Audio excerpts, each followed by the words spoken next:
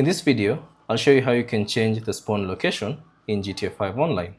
So all you have to do is bring up the interaction menu. So press M on your keyboard if you're on PC, or if you're on PS5, simply press and hold the touchpad, and it should bring the interaction menu. And then scroll down and select preferences. Here it is, choose that. And then the first option should be the spawn location. So from here, you can simply choose any option that you'd like. So let me select that particular option. And then whenever now you launch your game, or rather whenever you join GTA Online, you'll now be spawned in that particular location that you choose. So let me just launch another GTA Online session.